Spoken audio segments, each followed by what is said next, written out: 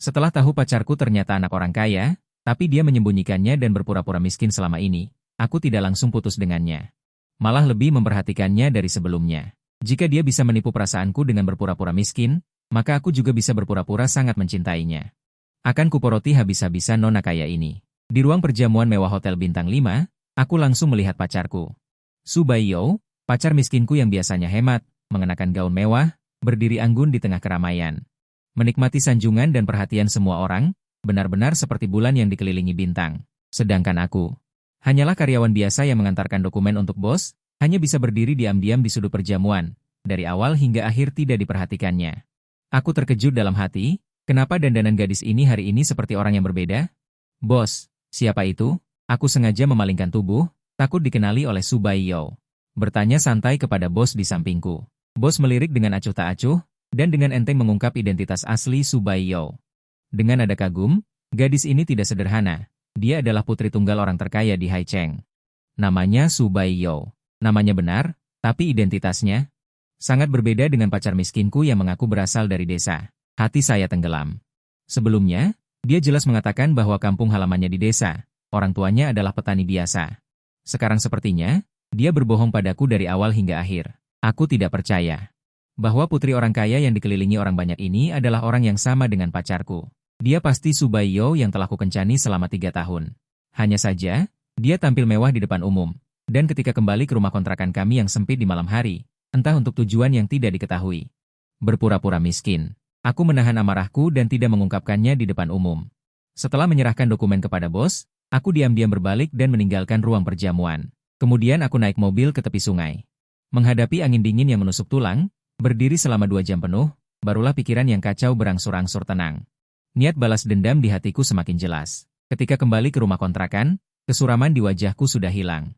Digantikan oleh perhitungan yang kental. Aku mengeluarkan hadiah-hadiah yang diberikan Su Baiyo kepadaku, semuanya barang murah seharga puluhan ribu rupiah.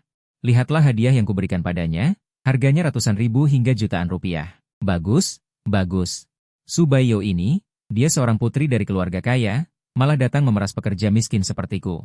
Benar, kartu gajiku juga masih ada padanya. Ya Tuhan, aku ditipu uang dan perasaannya oleh putri orang terkaya. Siapa yang akan percaya jika diceritakan? Aku meletakkan kembali hadiah-hadiah itu dalam diam, pikiranku bergejolak, setelah perhitungan singkat. Gagasan tentang ambisi menjadi semakin kuat. Su Baiyo tidak pernah berpesta di luar, paling lambat sebelum pukul 10 malam. Dia pasti pulang. Malam ini, dia menelepon dan berkata ada pesta perusahaan. Sekitar pukul 9, untuk memastikan bahwa dia benar-benar berpura-pura miskin, aku sengaja mengintai di luar kompleks perumahan. Seperti yang kuduga, aku melihat apa yang ingin kulihat. Sebuah mobil mewah hitam berhenti terlebih dahulu di sebuah toko kecil di sisi toko. Su Baiyo, mengenakan gaun haute couture, turun dengan anggun, lalu berjalan ke pintu samping toko. Ketika dia keluar lagi, dia sudah mengenakan pakaian sederhana yang kubelikan untuknya, dan kembali menjadi pacarku yang miskin. Pengintaian ini akhirnya tidak sia-sia. Aku menangkap langsung tempat persembunyian Su Baiyo untuk berganti identitas. Tidak heran dia selalu pergi ke supermarket kecil ini sebelumnya. Ternyata untuk menyelesaikan transisi identitasnya di sini. Setelah Su Baiyo masuk ke kompleks perumahan, aku mengikuti masuk ke supermarket kecil itu. Lantai 1 supermarket kecil ini menjual barang. Lantai 2 dan 3 jarang diinjak orang. Sekarang aku memikirkannya, lantai atas seharusnya menjadi tempat Su Baiyo berganti identitas. Wilayah pribadinya. Halo, selamat datang. Penjualnya adalah seorang gadis muda. Melihatku masuk, dia langsung menyapa dengan senyum. Sambil berbicara. Matanya berputar-putar, tetapi pandangannya selalu tertuju padaku dari awal hingga akhir. Baru saat itulah aku menyadari ada sesuatu yang salah. Wanita ini pasti orangnya Su Baiyo. Dia tahu aku tinggal bersama Su Baiyo, dan dia juga tahu tentang kami berdua. Tidak heran tatapannya padaku sebelumnya selalu agak aneh. Apakah masih ada lobak putih di supermarket? Aku cukup akrab dengan penjual wanita ini, dan dengan lancar mengatakan tujuanku datang ke supermarket. Istriku ada pesta perusahaan malam ini.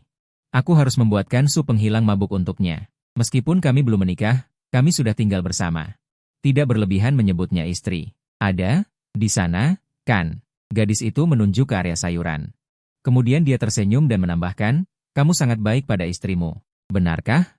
Hehe, aku mencibir dalam hati. Tentu saja aku harus baik pada Su Baiyo. Jika tidak, bagaimana aku bisa mendapatkan kembali semua kerugianku? Supermarket kecil ini pasti tidak bisa lepas dari Su Baiyo. Aku ingin penjual wanita ini menyampaikan pesan itu kepada Su Baiyo, membuatnya berpikir bahwa cintaku padanya sangat dalam. Selain bahan untuk sup penghilang mabuk, aku juga membeli beberapa barang lain. Kembali ke rumah sewaan.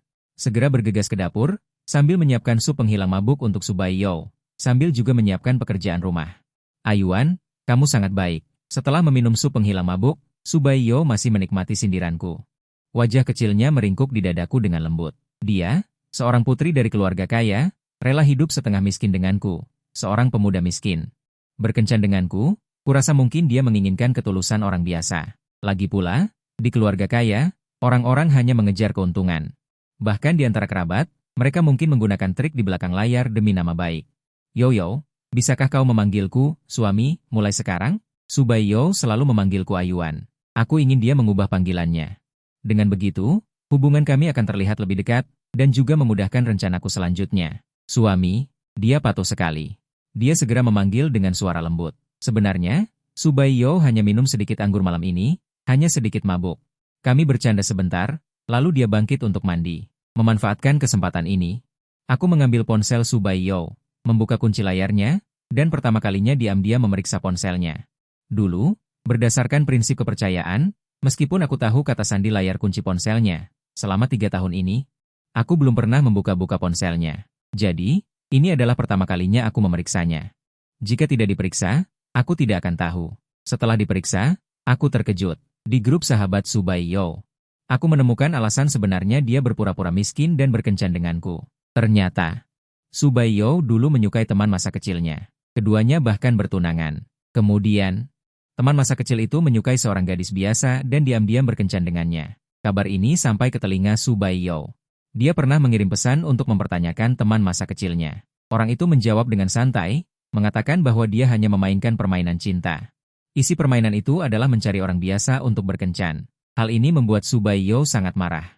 Karena marah, dia juga ingin berpartisipasi dalam permainan tidak masuk akal ini dan dengan cepat menemukan target kencan rakyat jelatanya. Tidak perlu ditanya lagi, target kencan rakyat jelata yang malang ini adalah aku.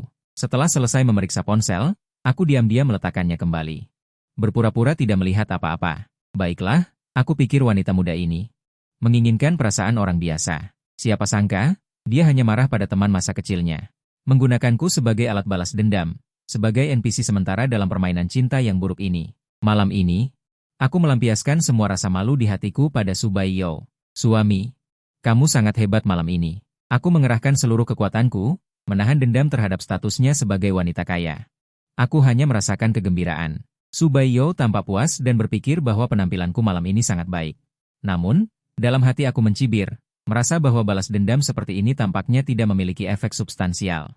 Bahkan membuatnya merasa sangat nyaman. Namun, bagaimanapun juga, membuat Su Baiyo berpikir bahwa aku mencintainya sampai.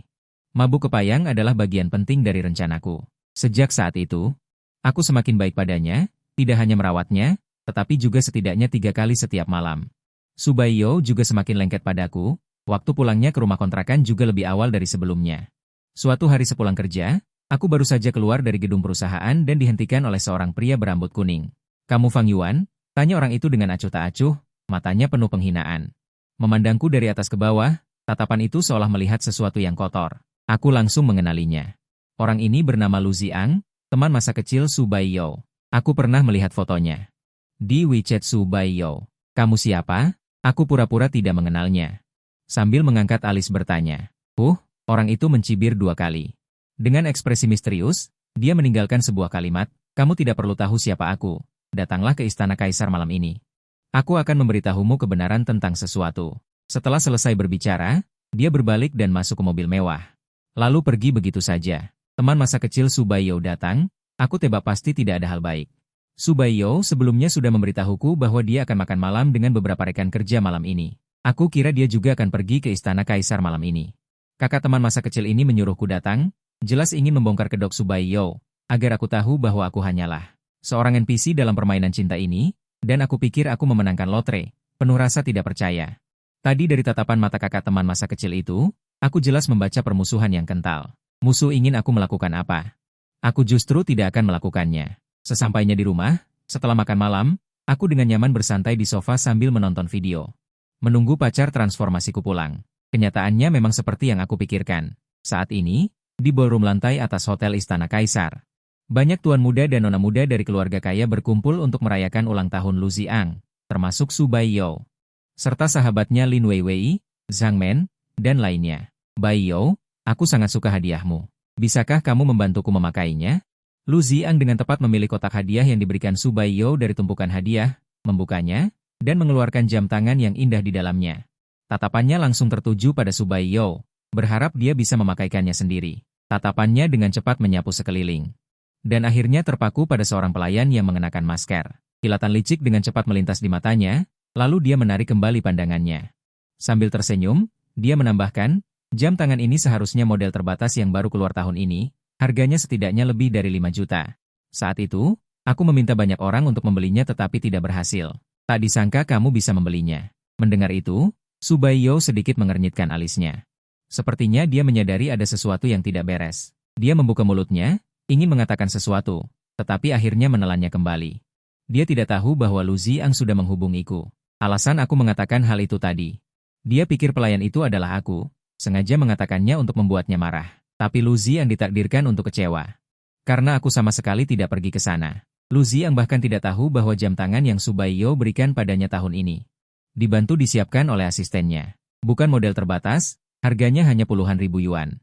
Dibandingkan dengan hadiah mahal yang disiapkan Su Baiyou sendiri sebelumnya, yang nilainya jutaan, ini sangat lusuh. 2 tahun lalu, setiap kali Lu Ziang berulang tahun, dia selalu membawa gadis biasa yang sedang berkencan dengannya. Dia menjaganya di sisinya dan memanjakannya seperti seorang putri. Sejak saat itu, Su Baiyou tidak pernah membelikannya hadiah mahal lagi. Adapun permintaan kecil Lu Ziang ini, itu hanya masalah mudah. Su Baiyou tidak menolak dan langsung memasangkan jam tangan itu di pergelangan tangannya. Baiyou, ketulusanmu akan aku hargai. Lu Ziang mengangkat pergelangan tangannya, sengaja memamerkan jam tangan itu, matanya penuh kekaguman. Dan malam ini, dia tidak hanya tidak membawa pacar biasanya, tetapi juga terus menempel pada Su Baiyou. Berusaha sekuat tenaga untuk menunjukkan sikap rajin. Lin Weiwei, di sisi lain Su Baiyou, melihat ini dan dengan belak-belakan mengejek, "Ayo, ada apa tahun ini? Mengapa kamu tidak membawa Lin Meimei Mu? Kabarnya, Lu Ziang dan Lin Meimei itu sudah putus. Aku ingat dengan jelas 2 tahun lalu. Su Baiyou datang untuk merayakan ulang tahun Lu Ziang. Dia sangat marah melihat Lu Ziang memanjakan Lin Meimei itu. Sekarang mereka sudah putus, dan melihat Lu Ziang menjilat Su Baiyou, Lin Weiwei segera mengambil kesempatan. Dan dengan tegas mengejek, aku hanya bermain-main saja." Lu Ziang tidak peduli dengan ejekannya. Matanya tertuju pada Su Baiyou, buru-buru membela diri. "Orang yang aku sukai di hatiku selalu Baiyou. Baiyou, kumohon percayalah." Saat dia berbicara, dia menatap Su Baiyou dengan tatapan yang menurutnya penuh kasih sayang. Lu Ziang yakin, dengan hubungan cinta masa kecil selama lebih dari 20 tahun. Asalkan dia mengatakan beberapa kata manis, Su Baiyou pasti akan luluh dan meninggalkan pacar rakyat jelatannya itu. Dan kembali ke pelukannya. Su Baiyou tidak berbicara atau merespon sama sekali. Tetapi Lin Weiwei di samping tidak tahan lagi, dia mencibir berlebihan, memasang ekspresi jijik. Lu Ziang dengan bersemangat bertengkar dengan Lin Weiwei, lalu menoleh. Matanya kembali terpaku pada pelayan yang memakai masker itu. Dia mencari celah dan dengan cepat berjalan ke arah orang itu, dengan wajah penuh senyum puas yang tak terhindarkan. Dia berkata, "Sudah jelas kan? Orang yang Baiyou sukai selalu aku. Dia bersamamu hanya untuk membuatku kesal. Lebih baik kau segera pergi dari sisi Baiyou." Oh ya, dia mengangkat pergelangan tangannya dengan bangga. Sengaja memamerkan jam tangan edisi terbatas yang diberikan Su Baiyou di depan pelayan itu, hingga mendengar pelayan itu. Ekspresinya bingung, barulah dia menyadari ada sesuatu yang tidak beres. "Tuan muda Lu, apa yang Anda katakan? Apa Anda perlu minuman? Biar saya ambilkan." Kamu bukan orang itu." Dari nada bicaranya, ada sesuatu yang tidak beres. Lu Ziang dengan cepat mengulurkan tangan dan merobek masker orang itu, memperlihatkan wajah yang sangat berbeda dariku. "Sial, bukan dia. Di mana dia? Ternyata salah orang." Lu Ziang mengutuk dengan marah dan panik melihat sekeliling. Dia sama sekali tidak menemukan sosokku. Mungkinkah orang itu sama sekali tidak datang setelah mendengar perkataanku? Dia akhirnya menyadari kemungkinan ini. Wajahnya langsung menjadi lebih jelek. Malam ini dia dengan susah payah memainkan begitu banyak drama, berharap bisa memaksaku untuk secara sukarela meninggalkan Su Baiyou. Tetapi penonton yang paling penting sama sekali tidak hadir. Bukankah ini sia-sia? Su Baiyou malam ini pulang lebih awal dari biasanya setelah menghadiri acara. Setelah kembali ke rumah kontrakan, dia pertama-tama meminum sup penghilang mabuk yang kumasak sendiri. Kemudian dia mandi, naik ke tempat tidur dan masuk ke pelukanku, mengeluarkan sebuah kotak hadiah yang indah dari belakang. Suamiku, ini hadiah untukmu. Kotak hadiah itu terlihat cukup mewah. Kubuka dan di dalamnya ada sebuah jam tangan berwarna hijau. Ya ampun. Memberiku jam tangan berwarna hijau, apakah ini menyiratkan bahwa aku ditikung? Aku diam-diam menggerutu di dalam hati. Namun, wajahnya tetap tenang. Subaiyo segera menjelaskan, ini adalah jam tangan hadiah dari perusahaan. Ini replika berkualitas tinggi. Konon, ahli perbaikan jam pun tidak bisa membedakannya. Kamu bisa memakainya seperti barang asli. Tapi, kamu harus menjaganya baik-baik. Jangan sampai hilang atau diberikan kepada orang lain. Dia memasangkan jam itu di pergelangan tanganku. Daripada berulang kali menasihati dengan serius, inti dari kata-katanya adalah menyuruhku menghargai replika itu. Berulang kali mengingatkan agar tidak hilang. Jika itu benar-benar hanya replika. Subaiyo tidak perlu begitu serius. Yang paling penting, aku tidak boleh sampai kehilangan.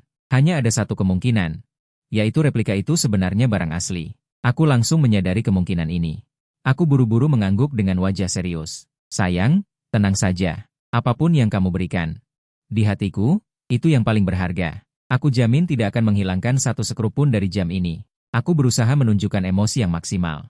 Melihat sikapku yang serius, Subaiyo mengangguk puas. Sepertinya dia akhirnya merasa lega. Malam itu, kami berhubungan intim lagi ratusan kali. Mau bagaimana lagi? Di sampingku ada putri orang terkaya. Dengan kaki jenjang dan tubuh yang bagus, siapa yang bisa diam saja? Aku harus memanfaatkan kesempatan ini. Berusaha keras, sekuat tenaga, agar tidak menyesal di kemudian hari karena tidak ada kesempatan lagi. Aku tidak mempedulikan janji yang kubuat pada Subaiyo. Keesokan paginya, aku sengaja pergi ke toko jam. Dari penjelasan tukang reparasi, jam hijau yang diberikan Subaiyo semalam adalah barang asli. Tidak hanya asli, tetapi juga edisi terbatas yang sangat langka di dunia. Harganya mencapai lebih dari 5 juta. Lebih dari 5 juta. Aku terkejut dengan harga jam hijau yang sebenarnya. Hihihi. Untung Subaiyo masih punya hati nurani. Kemudian, aku langsung menjual jam asli itu secara online. Aku diskon 20% dan mendapat untung bersih lebih dari 4 juta. Hore! Tidak heran semua orang suka memanfaatkan orang kaya di sekitarnya untuk mencuri bulu domba dari nona muda. Benar-benar menyenangkan. Saat ini, Subaiyo di mataku adalah brankas berjalan. Dia bisa mengubah biji menjadi emas. Celaka, sepertinya aku semakin menyukainya. Tentu saja, aku menyukai manfaat yang bisa dia berikan padaku.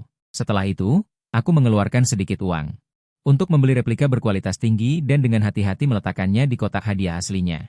Barang palsu yang Subaiyo berikan padaku adalah barang palsu yang aku kembalikan. Sampai suatu hari kami putus. Barang palsu ini harus kembali ke pemilik aslinya. Aku tidak akan mengambil keuntungan sedikit pun dari nona kaya. Kata-kata ini, jaminan keaslian. Baiklah, lupakan saja apa yang baru saja aku katakan. Aku hanya ingin memanfaatkan nona kaya ini, agar tidak sia-sia menjadi ATM cinta selama 3 tahun. Di perusahaan, atasan langsungku adalah seorang wanita, hampir 40 tahun bernama Wang Li. Orang itu pendidikannya tidak sebaik aku, kemampuannya juga tidak sebaik aku, tetapi dia paling pandai bermain intrik. Tidak hanya sangat dipercaya oleh bos, tetapi juga selalu suka merebut prestasiku. Dengan mentalitas seumur hidup.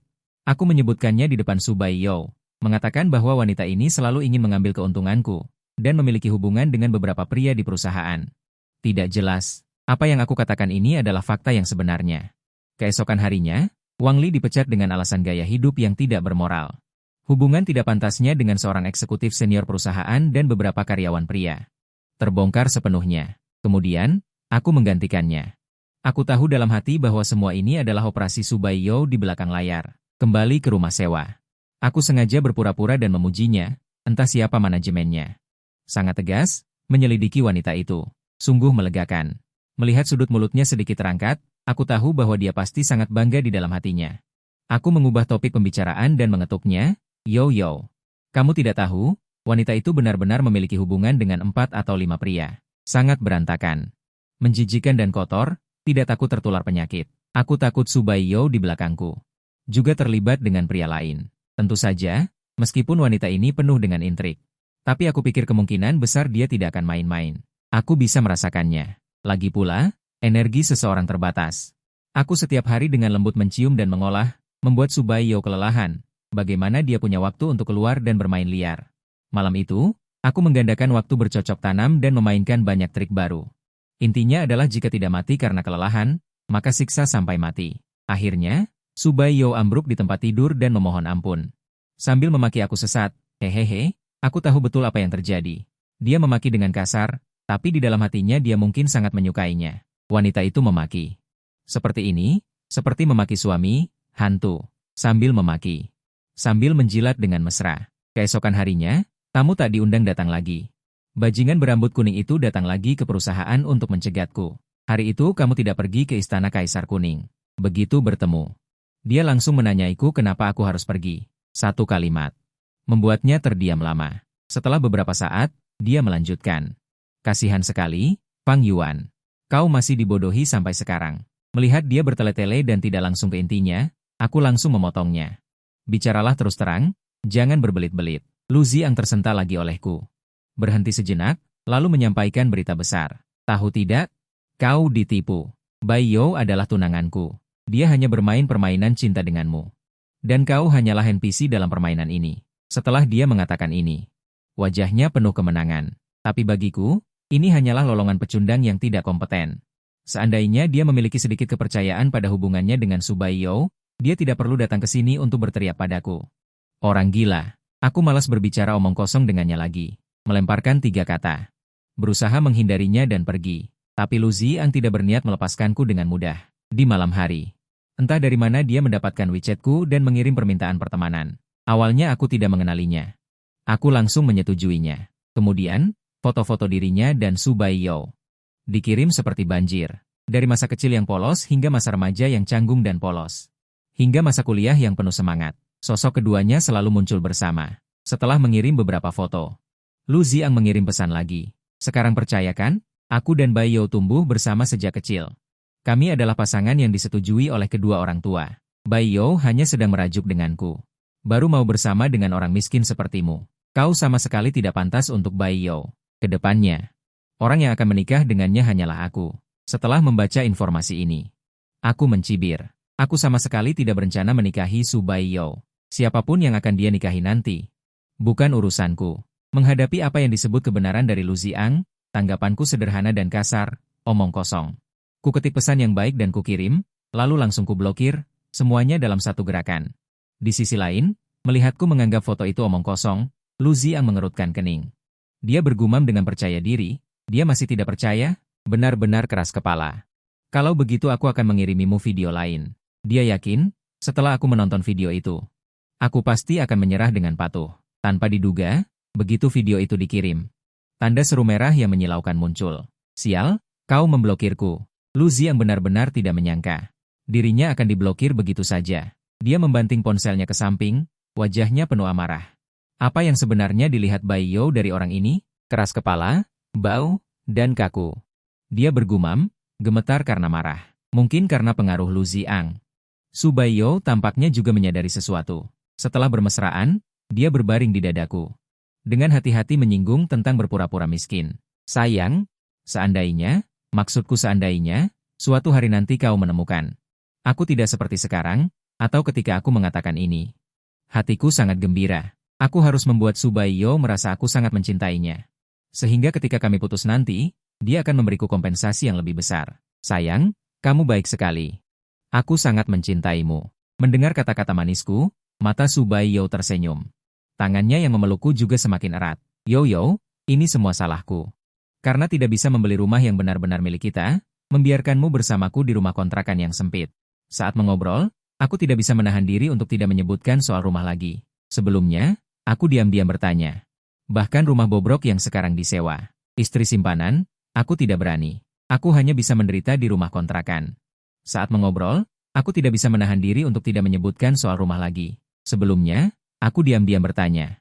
Bahkan rumah bobrok yang sekarang disewa, harga pasarnya harus 2 atau 3 juta. Dan nama pemiliknya. Jelas-jelas Su Baiyou. Terus terang, uang sewa yang kubayar setiap bulan. Akhirnya semuanya masuk ke kantongnya. Sebenarnya aku hanya iseng bertanya, tapi keesokan paginya, Su Baiyou dengan bersemangat menarikku ke pusat layanan transfer properti untuk bertanya. Sayang, kakak ini punya rumah di Jinjiang Huayuan. Dia terburu-buru untuk pindah ke luar negeri dan tidak akan kembali lagi. Bersedia menjual dengan harga murah. Rumah ini akan menjadi milik kita. Mendengar kata-katanya, aku tahu betul bahwa jumlah tabungan kita berdua hanya beberapa ratus ribu. Harga rumah di Jinjiang Huayuan, yang biasa saja, mulai dari 5 atau 6 juta. Alasan terburu-buru pindah ke luar negeri dan menjual rumah dengan harga murah. Benar-benar alasan yang penuh celah. Rumah ini pasti milik Su Baiyo. Adapun pemilik rumah yang disebut di depan mata ini, kemungkinan besar adalah aktor yang dia sewa, bernama Liu Rong. Tentu saja, hanya orang bodoh yang akan membongkar trik semacam ini. Itu bagus sekali. Aku segera memasang ekspresi sangat gembira, dan langsung menandatangani namaku beberapa kali. Setelah selesai menandatangani, aku menyerahkan pena kepada Su Baiyo, memintanya untuk menambahkan namanya juga. Tapi dia tersenyum dan menolak. Cukup namamu saja yang tanda tangan, aku tidak perlu tanda tangan. Aku percaya padamu. Sayang, kamu pasti tidak akan mengusirku. Mendengar kata-kata ini, seolah-olah itu adalah kepercayaan tanpa syarat padaku. Tapi sudahlah, properti atas nama Su Baiyo. Mungkin tidak 100 atau 1000, tetapi pasti ada puluhan. Rumah senilai beberapa juta ini. Dia sama sekali tidak memperhatikannya. Dia sendiri yang tidak mau menandatangani, bukan aku yang tidak mengizinkannya. Dengan begitu, aku menerima rumah dengan tenang. Sebenarnya, jika dipikir-pikir, menerima rumah dari Su Baiyo sebenarnya tidak salah. Berkencan dengan putri orang terkaya. Mendapatkan rumah darinya, apa masalahnya? Ini sebenarnya sangat normal.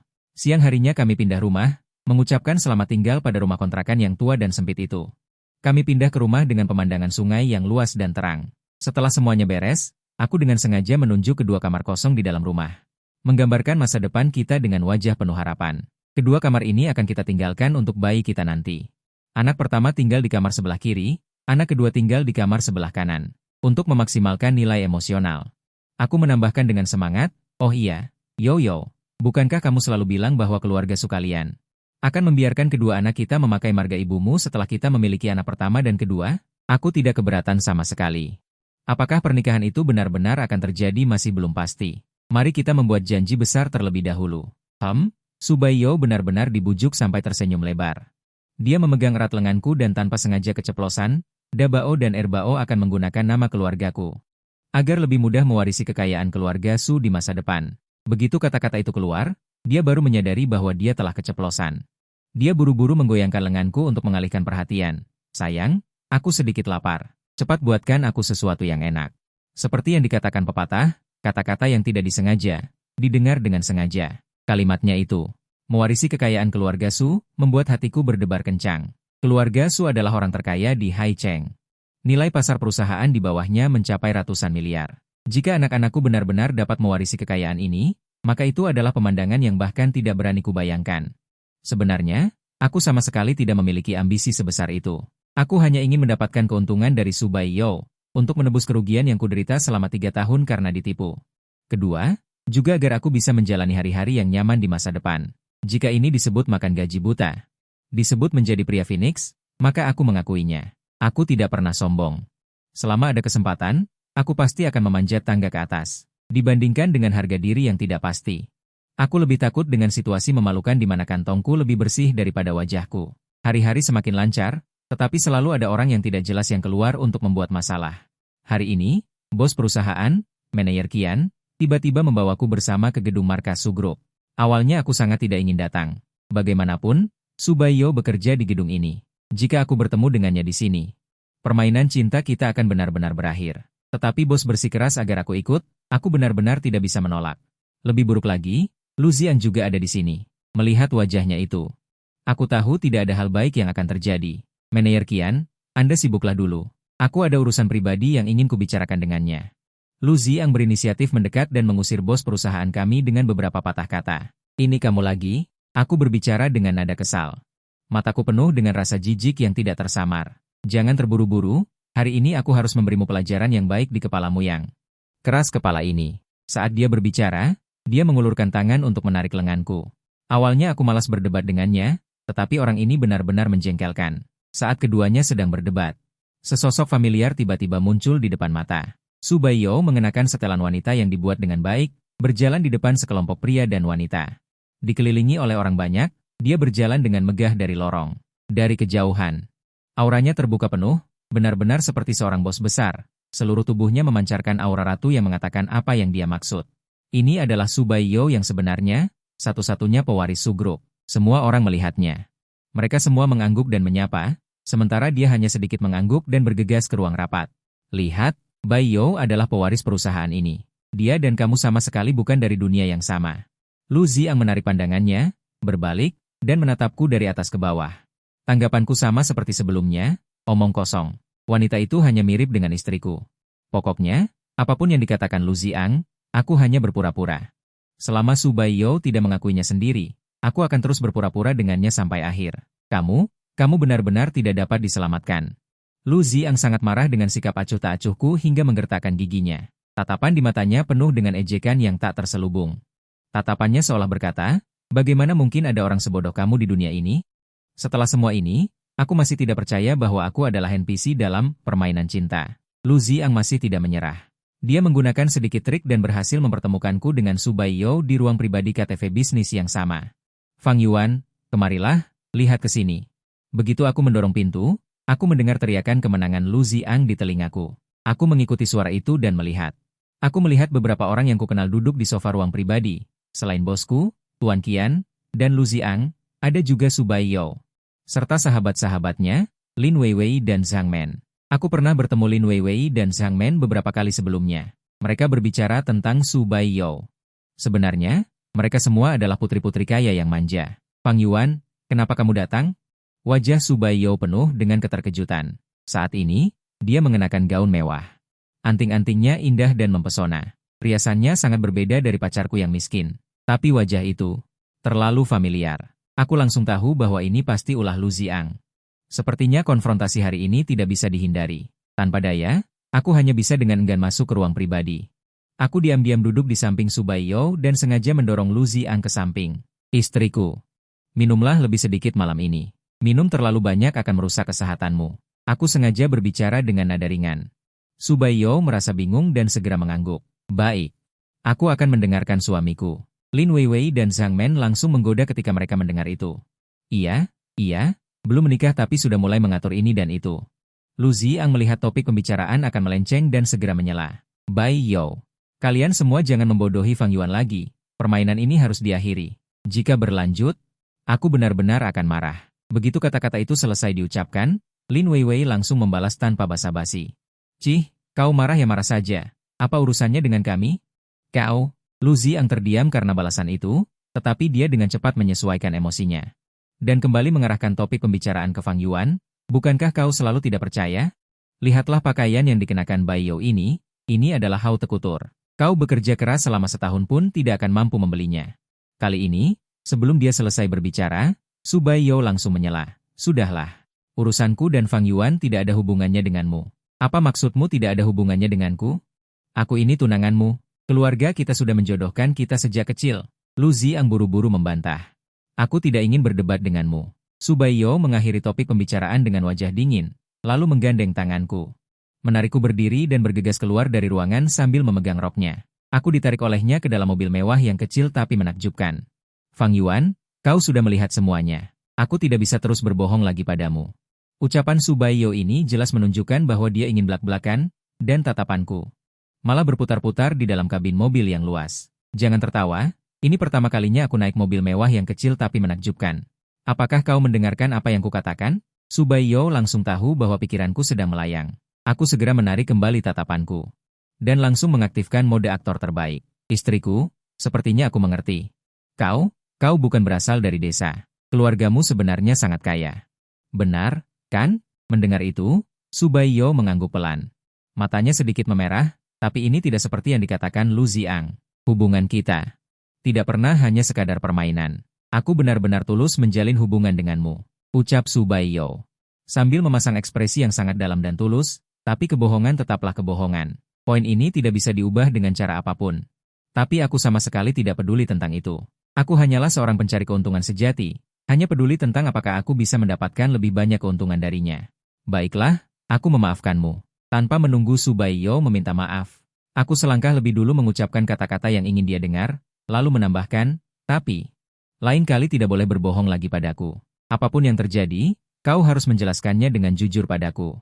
Melihat aku tidak hanya tidak marah tetapi juga sangat pemaaf, Su Baiyo langsung merasa lega. Dia terus mengangguk, ya, aku janji tidak akan pernah berbohong padamu lagi. Saat ini, mataku menatapnya lagi, Su Baiyo mengenakan gaun haute couture.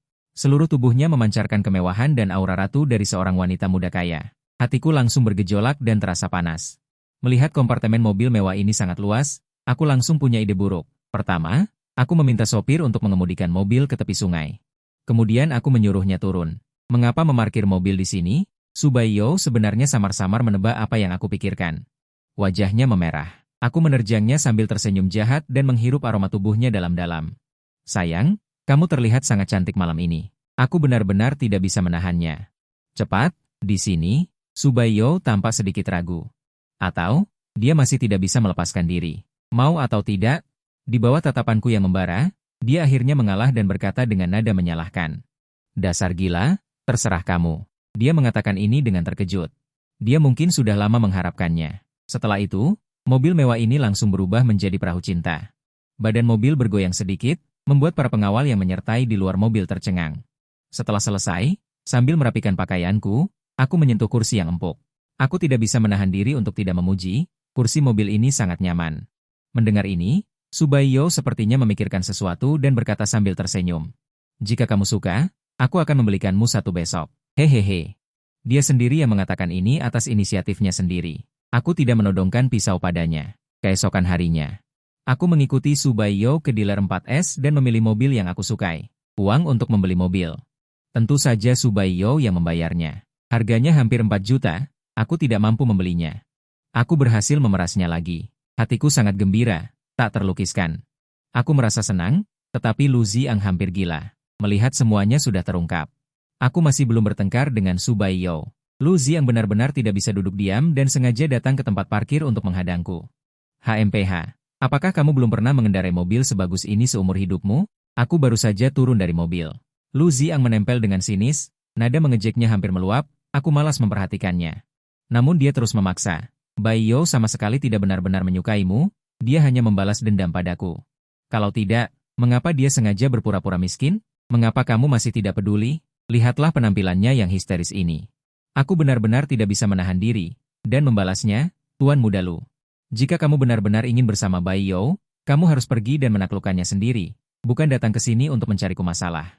Jika dia benar-benar memiliki kemampuan untuk mengejar kembali Subaiyo dengan jujur, aku bersedia mundur, tetapi sebaiknya berikan aku kompensasi perpisahan yang besar. Baiyo adalah tunanganku. Mengapa kamu bersamanya? Kamu pelacur yang tidak tahu malu. Lu Ziang benar-benar tidak masuk akal, seolah-olah dia tertusuk rasa sakitnya.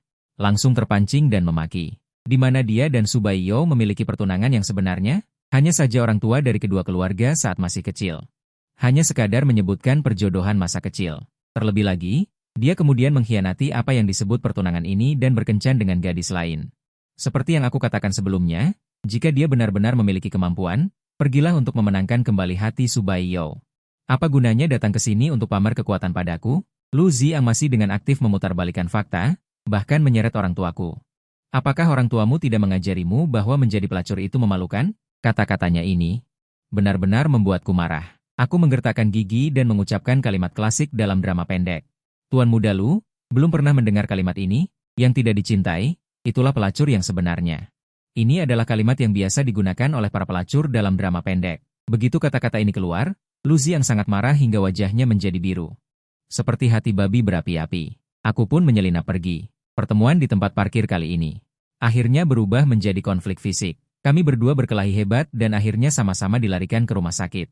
Subaiyo segera datang menjenguk. Aku langsung memeluknya dan langsung mengadu dengan sedih. Sayang, dia yang memulai duluan. Kamu duluan yang memulai duluan. Baiyo, lihat wajahku, dia memukuli sampai bengkak. Sambil berkata begitu, dia juga mendekatkan kepalanya ke hadapan Subaiyo, dengan penuh harap agar dia lebih mengasihani dirinya. Aku meliriknya dan berpikir bahwa tingkat teh hijau orang ini benar-benar tidak rendah. Lebih baik langsung masuk ke pelukan Subaiyo. Kulihat Lu Ziang berkata dengan benar, Subaiyo, kamu mendengarkanku. Atau mendengarkannya? Jangan lupa, dia mencarimu di belakangmu. Aku tidak pernah bilang, hatiku hanya untukmu, langit dan bumi menjadi saksi.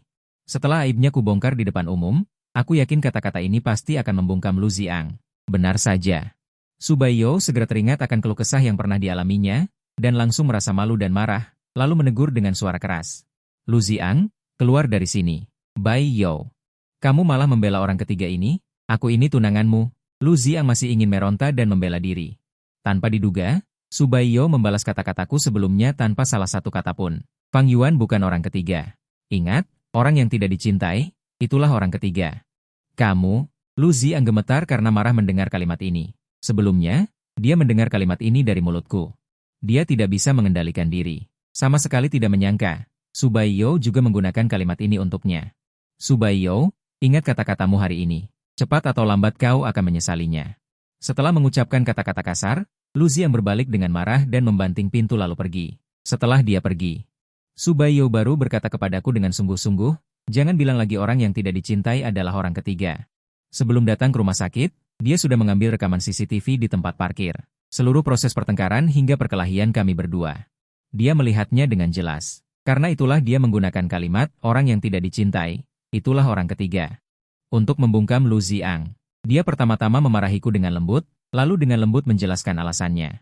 Orang yang tidak dicintai adalah orang ketiga, itu adalah dialog orang ketiga. Kamu bukan orang ketiga. Di sini, kamu hanya bisa menjadi satu-satunya. Oh. Mendengar kata-kata Su Baiyo ini, mungkinkah posisiku sebagai pengejar istri yang sah ini akan aman? Faktanya memang seperti yang aku duga. Setelah lukanya benar-benar sembuh, Su Baiyo membawaku kembali ke rumah tua keluarga Su. Untuk bertemu orang tua dan kakek neneknya. Aku masih gelisah dan bertanya-tanya. Mungkin para tetua keluarga Su akan berbicara denganku secara pribadi, lalu memberiku cek sebesar 20 juta dan menyuruhku pergi meninggalkan Su Baiyo dengan uang itu. Tapi siapa sangka, sampai kami berdua bergandengan tangan memasuki aula pernikahan, cek penolakan itu tidak kunjung datang. Yang menggantikannya adalah 5% saham perusahaan Su. Itu adalah kekayaan puluhan tujuan kecil. Aku selalu memiliki prinsip. Karena sudah menerima uang dari sponsor, tentu saja aku tidak akan mudah berkhianat. Dan juga akan memaksimalkan nilai emosional. Begitulah, aku dan Su Baiyo menjalani hidup dengan tenang. Kemudian, kami benar-benar memiliki 2 bayi, seperti yang aku janjikan dulu. Mengikuti nama keluarga Su. Hingga usia senja, hidup kami berdua berjalan lancar dan damai. Sangat bahagia. Pernikahan yang tampaknya dibangun di atas kebohongan justru memberikan hasil yang memuaskan. Adapun Lu Ziang, di rumah sakit waktu itu, dia mengucapkan kata-kata yang begitu kejam. Aku kira dia pasti akan berusaha sekuat tenaga untuk membuatku kesulitan di kemudian hari. Tak disangka. Tepat pada hari kami berkelahi, dia belum sempat meninggalkan rumah sakit, sudah terungkap bahwa dia terjangkit penyakit menular seksual. Kemudian, dia dikirim orang tuanya ke luar negeri untuk berobat. Tidak bertahan beberapa tahun, dia meninggal diam-diam. Selesai.